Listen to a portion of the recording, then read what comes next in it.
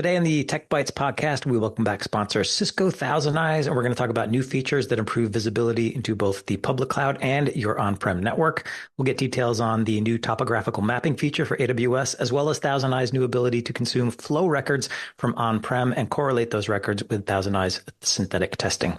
Our guest is Marco Tisler, Director of Product at ThousandEyes. Marco, welcome to Tech Bytes. And let's start with that ThousandEyes Cloud Insights. What are the new capabilities here? Thanks, Drew. I'm excited to be here and excited to talk about some of the new capabilities that we've built. First of all, for those that don't know ThousandEyes and what we do, so we assure digital experiences, and traditionally our bread and butter has been providing visibility into networks that you don't own, just the internet or the cloud. But as we kind of evolved, we've found the need to expand that visibility back into the owned networks, which is the enterprise perimeter or the owned network infrastructure, but then also into the cloud networking. And this is where Cloud Insights comes into play. So Cloud Insights provide visibility beyond the entry point into the cloud environment and into the logical connectivity chain within your cloud environments all the way to the application. The idea being that we assure digital experiences or the network path all the way from the network interface that is used by the user's device to access the network resources to the other side where the application connects to the network either through a virtual NIC or a physical NIC if that's in a data center. So that is what we define as the path that we assure. So thinking about Cloud Insights, then, does this mean like before with ThousandEyes, I'd sort of get a view up to like a VPC or a transit gateway, but now I can get further in, or what are we talking about? Yeah, so traditionally you would get to the entry point into the cloud and then you would see nothing and then you would see the app. Now we expanded visibility into what's happening in between those 2 points, which is what other logical services are in between, like load balancers and so on, how they are connected. And what's really interesting is how does that logical topology change over time? Because sometimes the changes in the topology might be correlated with the degradation of digital experiences, for example. And the other thing is how do the configuration of those logical nodes in the path, how do the changes in the configuration of those nodes affect digital experiences? Because what might happen and what we actually see happening is somebody pushes or something pushes a security group configuration change. And by something, I mean, it could be your automation. And suddenly the traffic stops flowing and the application starts having problems. And those types of things we can identify in Cloud Insights.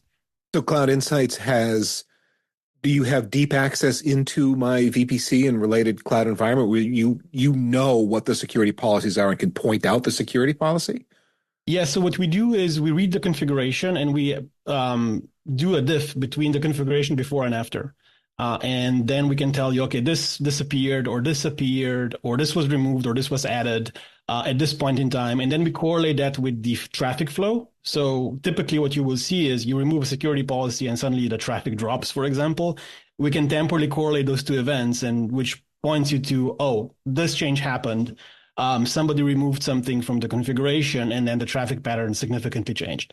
Now, I think this is interesting because, obviously if I'm in the AWS or whatever cloud console, I can see what kind of network connectivity and policies I have in place. But what you're also bringing to this is the fact that you're also showing me the path before I hit that cloud environment and then putting it together for me. Yeah, correct. So you see the before and after, and you see how it's really about what I call change intelligence. So how did the path and the traffic look like before an occurrence of a particular event? What happened during the event and then how it looked out after. And then you can go back and forth in time to understand how the changes affected your digital experiences. That's kind of the key. So having that historical context and being able to go back in time and forward in time. Yeah, that's making more sense then, because if a user starts complaining about traffic degradation or there's an app issue, I've got records and I can go back and forth in time and see, it looks like, some action was kicked off that made this change and maybe we should go back and fix that or rethink that change. Exactly. So what clouds are supported with this Cloud Insight? Right now, we support AWS. We are working on supporting other hyperscalers, but right now the support is available and the product is in limited preview for AWS environments. Okay, so starting with AWS, but extending to the usual suspects, I assume? That is correct, yes. Okay, so that's Cloud Insights. You also recently announced Traffic Insights, and this is focused on on-prem networks, which I think is kind of new territory for Thousand Eyes. Yes. So from the perspective of owned network infrastructure, we've always been present there, but it was treated as a transit, like just like any other transit, in the sense that, Thousand Eyes synthetics, they work at layer three. So any layer three node, irregardless whether it is across the internet or in the owned infrastructure is identified. But what we've heard from customers is that the difference between the internet and the owned infrastructure is in the amount of visibility they already have. Mm. So you have very little visibility into the internet, whereas in the enterprise space, some visibility already exists. So the context that we are expected to provide when it comes to digital experiences needs to be richer in a sense. And that's where we started to focus on trying to understand or providing more context around how does the owned infrastructure, the owned network affect digital experiences. And one of the first things we started to tackle was how does the actual traffic that's flowing across this owned networks affect the digital experiences. So starting with WAN edge, for example, how do the changes in the traffic patterns affect digital experience in terms of, your router is suddenly bombarded with high amounts of traffic. How does that correlate with synthetics, for example? Mm-hmm. Or the other use case would be when you have a degradation of a synthetic test, you want to understand what the blast radius is or what the user impact is. Because there's a significant difference between a synthetic test degrading or failing, and there's nobody at that site trying to access the resource you're testing against, versus a synthetic test failing or degrading, and there's thousands of users at that location or that site trying to access that resource. The IT or the network engineers will react to those two problems very differently. And that's the context we can bring to the table if we understand the owned infrastructure better. So it's a context of understanding if the synthetic test is slow, do I care? Because you know how many flows are going through that would be hitting that application? Exactly. Yeah. So you would know do you care? And also, does the change in flow somehow affect that synthetic test? And there are multiple use cases apart from just troubleshooting. So the obvious one is troubleshooting. There's an update in a particular application suddenly hitting your branch site and everybody's complaining their collaboration tools are not working. That's a very typical scenario. Uh-huh. But there's other scenarios there where you might be hosting an application in a data center and suddenly you have a spike of customer requests from a particular geo. So the test from that geo degrades, but it doesn't degrade because of any internet conditions or anything like that. It degrades because the sheer volume of traffic hitting your WAN edge has increased as well. And this then affects not just troubleshooting, but also, planning of resources, maybe maybe you need to front your application with a CDN. It affects more of these planning-like choices that you need to make. And you can glimpse that by observing flowing either from inside your network across the WAN edge to the outside of your network or the other way around. So coming from the internet or from the outside of your network into your network.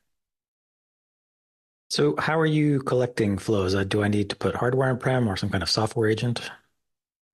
We actually extended the capabilities of our enterprise agent. So our enterprise agent is a piece of software you can run on many different form factors. Amongst other things, it actually runs on Cisco routers or Cat9K switches.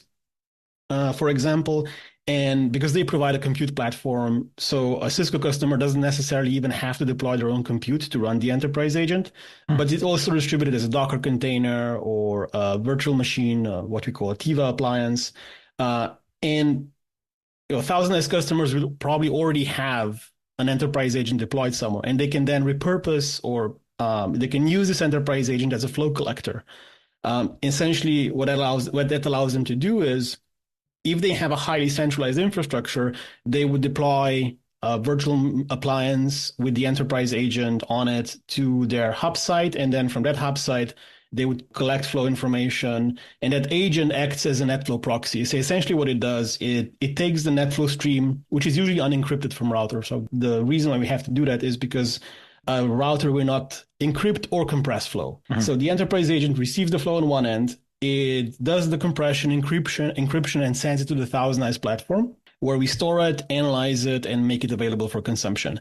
Now, the nice thing about using the enterprise agent is that it enables, so first of all, it's a managed piece of software, and we manage the life cycle. So as ThousandEyes, we manage the life cycle of that agent. But the other thing is, because it can be deployed in many different ways, it can run on Cisco routers and or switches, the customer can opt for a completely distributed deployment, where maybe every site has one of these agents running, and that agent effectively turns the router into a cloud NetFlow reporter, or they can go completely centralized. And the reason why I mentioned that, because traditionally the flow collector tools were always highly centralized. So you had to manage a virtual machine cluster somewhere, right, and get your flow to a central hub or a series of hubs. And that can be costly, difficult to maintain. It creates operational complexity. Whereas reusing the tool you already have, which is the enterprise agent that is used for synthetics, that is managed by ThousandEyes, it reduces that operational strain. Okay, so let me make sure I understand this. I can have the agent directly on my routers. I can have agents on multiple routers. And instead of having flow records go to a centralized, say, virtual appliance and then into the ThousandEyes cloud, they can go from the routers directly to the ThousandEyes cloud. That is correct. If I want to do it that way. If you wanted to. If you can have a completely distributed deployment, you could have a completely centralized deployment, or anything in between. What kind of flow records do you support? I'm assuming Cisco NetFlow. We mentioned Cisco along the way. That's the most common type, but there's IPFix and JFlow and other types out there. So at the moment, we are supporting NetFlow version 9 and IPFix. And this agent, is it collecting full flow records then, or is it doing any kind of summarizing or catching metadata and sending that off? It collects full flow records, and we support NetFlow version 9 and IPFix, and we do realize that networks are usually they're not homogeneous in terms of like the vendors, and you might be using one vendor for your routing and a different vendor for firewalling. We have built this with a vendor agnostic approach in mind, and the agent basically takes the records. It doesn't do any post-processing. It doesn't do any sort of like aggregation. All it does some HTTP compression and encryption. That is it. Okay. Since you said you support IPFix, so that could be a non-Cisco router. The way this is built, it sounds like I don't need an agent to run directly on the router, because I can run the agent as a virtual appliance, and my router that might be using IPFix but isn't a Cisco device can still send flow records to that virtual appliance. So I'm still getting this feature, even if I'm not using Cisco gear. Yeah, that is correct. So it might be the case that agent is completely independent of any of the routing infrastructure. It might be running on a Cisco router, but a non-Cisco device sends it to that agent, to the IP address of that agent. It might be running on a Cat9K switch where both the Cisco and a non-Cisco device are connected. There's multiple, possible deployment options. It depends on scale, on the routing patterns, where the flows are supposed to go. But yeah, we pride ourselves in flexibility when it comes to the deployment modes for this product. So, Marco, we're at the end of our time, but if listeners want to find out more about these new capabilities from ThousandEyes, where should they go? So, thanks for having me. Thanks for this conversation. If to learn more, our listeners can go to the ThousandEyes blog. So www.thousandeyes.com blog. You will see posts about our latest innovations. You can go to our thousandeyes.com site and request a demo. The Cloud Insights feature today is in a limited preview, which means that it's already available as a preview to all of our customers. And they can also sign up for a 15-day trial of our ThousandEyes platform. That's also available on thousandeyes.com. All right, that's thousandeyes.com, and we'll also have links to all of those links that Marco mentioned in the show notes that accompany this podcast. Marco, thank you for joining us, and thanks to ThousandEyes for being a sponsor. And as always, thank you, the listener, for being here. If you like this episode, you can find it and many more fine free technical podcasts, along with our community blog and community Slack. That's all at packetpushers.net. You can follow us on LinkedIn, hear us on Spotify, and rate us on Apple Podcasts. And last but not least, remember that too much networking would never be enough.